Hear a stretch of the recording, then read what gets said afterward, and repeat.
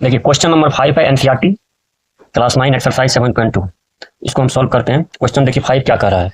In figure ABC and DBC are two isosceles triangle on the same base BC। Prove that angle ABD equal to angle ACD। तो देखिए figure दिया हुआ है आपको ABCD।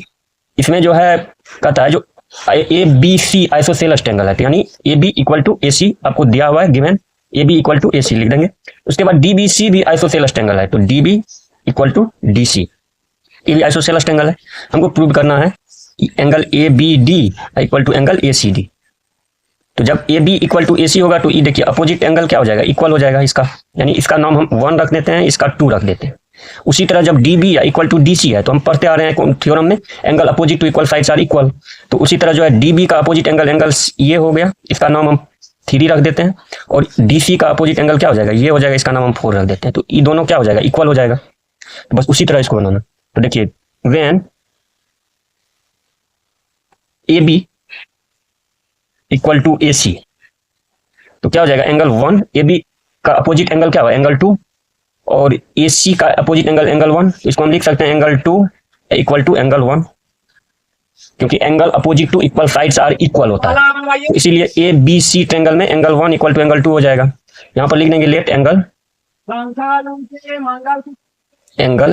ABC equal to angle 1, angle ACB equal to angle 2, उसके बाद angle DBC equal to 4, angle DCB equal to angle 3। ये हम मान लेते हैं। अब देखिए फर्स्ट इसको हम इक्वेशन 1 मान लेते हैं, एंगल 2 इक्वल टू एंगल 1 हो गया। जब AB इक्वल टू AC हो गया तो angle 2 equal to angle 1। Second case में व्हेन देखिए DB इक्वल टू DC है, DC जब DB का अपोजिट एंगल एंगल 3 हो गया, एंगल 3 इक्वल टू DC का अपोजिट एंगल एंगल 4 हो जाएगा, एंगल 4 हो जाएगा। इसको इक्वेशन 2 मान लेते हैं। एडिंग 1 एंड 2 दोनों को ऐड कर देते हैं तो क्या हो जाएगा, एंगल 1 प्लस एंगल 4 कर देंगे, angle 2 plus angle 3 equal to angle 1 plus angle 4। अब देखिए 1 प्लस 4 और 2 प्लस 3 ये दोनों क्या हो जाएगा, इक्वल हो जाएगा। तो एंगल 1 प्लस 4 को क्या लिखेंगे, एंगल ABD, और एंगल 2 प्लस 3 को ACB, एंगल ACD, यानी 2 प्लस 3 है तो ACD equal to angle 1 plus 4 को ABD, यही हमको प्रूव करना है। अब देखिए क्वेश्चन नंबर 6 है। इसको देखिए, इसमें क्वेश्चन में क्या कहता है, triangle ABC is an isosceles triangle with AB equal to AC, side BA is produced to D such that AB equal to AD, prove that angle BCD is a right angle. देखिए figure दिया हुआ है, ABC isosceles triangle है जिसका side कहता है BA is produced to D, यानी BA को जो है D तक बढ़ा दिया गया है, such that AB equal to AD। तो हमको प्रूव करना है BCD ये जो एंगल है इसका वैल्यू 90 डिग्री, यही प्रूव करना है। तो given triangle ABC is an isosceles triangle जब है तो AB इक्वल टू क्या हो जाएगा, AC, AB equal to AC, AB equal to AD। जब AB इक्वल टू AC और AB इक्वल टू AD हम लिख सकते हैं, तो इसको हम AC इक्वल टू AD भी हो सकता है, AC इक्वल टू AD ये भी हो सकता है क्योंकि सेम है। अब देखिए इसको प्रूव करेंगे। सबसे पहले हम इस सब एंगल का वैल्यू मान रख देते हैं, कुछ मान लेते हैं। 1 इसका हो जाएगा, इस एंगल का 2, इस एंगल का 3 और इस एंगल का 4।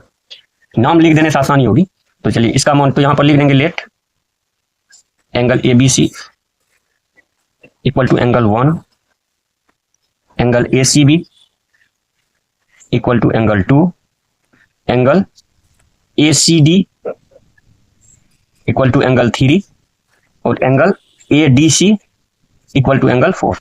अब देखिए एंगल 2 प्लस 3 यानी एंगल 2 प्लस एंगल 3 को हम लिख सकते हैं एंगल BCD, ये भी लिख सकते हैं BCD, या एंगल C भी लिख सकते हैं। अब देखिए, अब सबसे पहले फर्स्ट कंडीशन में आपके पास क्या है, AB इक्वल टू AC। तो AB इक्वल टू AC है। जब AB इक्वल टू AC है तो एंगल जो है अपोजिट टू इक्वल साइड, जब साइड इक्वल होगा तो इसका अपोजिट एंगल क्या होगा, इक्वल हो जाएगा। तो ए सी का अपोजिट एंगल 1 होता है और ए बी का देखिए इसका अपोजिट एंगल क्या है, 2 है। तो ए बी इक्वल टू जब ए सी है तो इसको हम क्या लिख सकते हैं, ए बी का अपोजिट एंगल ए बी का 2 हो जाएगा। तो एंगल 2 इक्वल टू एंगल 1। यहां पर ब्रैकेट में हम क्या लिख देंगे, angles opposite to equal sides are equal. इसको हम इक्वेशन 1 मान लेते हैं, ठीक। अब देखिए सेकंड कंडीशन में आपको इस दोनों से क्या निकला, A C equal to A D in triangle A D C. यहां पर A C equal to A D, ये भी दिया हुआ है। तो अब जब A C equal to A D हो गया तो इसको हम क्या लिख सकते हैं, ए सी का एंगल कितना होगा, ए सी का अपोजिट एंगल देखिए 4 है, angle 4 equal to A D का अपोजिट एंगल 3 है, एंगल 3 होगा। या इसको हम ये भी लिख सकते हैं एंगल 3 है इक्वल टू एंगल 4। इक्वेशन 2 हो गया। इसमें भी ब्रैकेट में लिख देंगे angle opposite to equal sides are equal, opposite to equal sides are equal. अब देखिए 1 और 2 को हम ऐड कर देंगे तो क्या हो जाएगा, angle 2 plus angle 3 equal to angle 1 plus angle 4। Angle 2 plus 3 को हम क्या लिखें, एंगल सी या बी सी डी लिख सकते हैं, angle B C D equal to angle 1 plus angle 4। अब दोनों साइड बी सी डी को ऐड कर देंगे तो क्या हो जाएगा, इधर हो जाएगा angle B C D plus angle B C D, ये हो जाएगा angle 1 plus angle 4 plus angle B C D. अब देखिए इसका वैल्यू क्या हो जाएगा, 1 plus 4 plus E angle B C D, यानी in triangle B D C क्या होगा, angle 1 plus angle 4 plus angle B C D, यानी एंगल सी बोलिए या B C D plus angle C equal to कितना वैल्यू होता है, 180 degree angle sum property according to angle sum property. तो इसका वैल्यू हो जाएगा 180 डिग्री, इसका value 2 angle B C D, इसको हम लिख सकते हैं 2 angle B C D, 2 into angle B C D equal to इसका वैल्यू हो जाएगा एंगल सम प्रॉपर्टी से 180 डिग्री। अब angle B C D equal to 180 upon 2 हो जाएगा इक्वल टू 90 डिग्री हो गया। अब हम लिख सकते हैं angle B C D equal to 90 degree, यही आपको प्रूव है। अब क्वेश्चन 7 देखते हैं। क्वेश्चन 7 कहता है A B C is a right angle triangle in which angle A equal to 90 degree and A B equal to A C, find angle B and C. तो चलिए स्टार्ट करते हैं। देखिए एंगल ए बी सी जो है ये right angle triangle, जिसमें कि ए जो है ये 90 डिग्री, तो ये बी हो जाएगा और ये सी हो जाएगा। हमको बी और सी का वैल्यू निकालना, जिसमें कि A B equal to A C दिया हुआ। तो देखिए यहां पर लिख देंगे given A B C is a right angle triangle, यहां क्या दिया हुआ है, A B equal to A C, angle A equal to 90 degree. Then angle B का वैल्यू निकालना है, व्हाट, एंगल सी का वैल्यू निकालना है, find angle B and C. तो इसका क्या सॉल्यूशन होगा, देखिए सबसे पहले कंडीशन है A B equal to A C दिया हुआ है, A B equal to A सी। जब ए बी इक्वल टू ए सी है तो ई एंगल ए, देखिए ए बी का अपोजिट एंगल क्या हुआ, एंगल सी, और ए सी का अपोजिट एंगल क्या हो जाएगा, एंगल बी। तो क्या हो जाएगा, angle C equal to angle B हम लिख सकते हैं, इसमें ब्रैकेट में दे देंगे angles opposite to equal sides are equal, ये हो गया। अब देखिए angle B equal to angle C हो गया। अब angle sum property in triangle A B C, in triangle A B C by using angle sum property. Angle sum property से क्या होता है, angle A plus angle B plus angle C equal to 180 degree. यहां पर लिखेंगे by using angle sum property. Angle sum property से आप देखिए आपको क्या है, angle A equal to 90 degree, 90 degree हो जाएगा, plus B equal to C equal है, B angle B plus angle C के, angle C equal to angle B हम इसमें पुट कर देते हैं, इक्वल टू 180 डिग्री हो जाएगा। अब देखिए 90 डिग्री यानी angle B plus angle B कितना हो जाएगा, 2 angle B equal to 180 minus 90 degree, 2 angle B equal to 90 degree हो जाएगा। 180 में से 90 का टाइम माइनस करेंगे तो एंगल बी इक्वल टू 90/2 हो जाएगा, यानी 45 डिग्री। अब angle B equal to 45 degree निकल गया, तो angle B equal to angle C होगा, इक्वल टू 45 डिग्री, यही आंसर होगा आपको। चलिए अब क्वेश्चन नंबर 8 देखिए। क्वेश्चन नंबर 8 में कह रहा है, जो कि जिसका यूज ज्यादा होता है, prove that the measure of each angle of an equilateral triangle is 60 degree. इसको प्रूव करना है, जो इक्विलेटरल ट्रायंगल का ईच एंगल जो है 60 डिग्री होगा। चलिए प्रूव करते हैं। देखिए ABC एक इक्विलेटरल ट्रायंगल है, मान के चलिए ABC इक्विलेटरल ट्रायंगल है। Given ABC is an equilateral triangle. जब इक्विलेटरल ट्रायंगल होता है तो इक्विलेटरल में क्या होता है, ऑल साइड्स आर इक्वल, यानी AB BC और AC तीनों साइड्स क्या हो जाएगा, इक्वल होगा।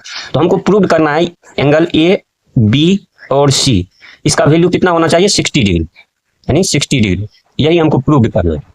Prove that angle A equal to B equal to angle C equal to 60 degree. ठीक, तो देखिए इसको प्रूव करते हैं। ये प्रूफ जो होगा, सबसे पहले थ्योरम जो होगा, अकॉर्डिंग टू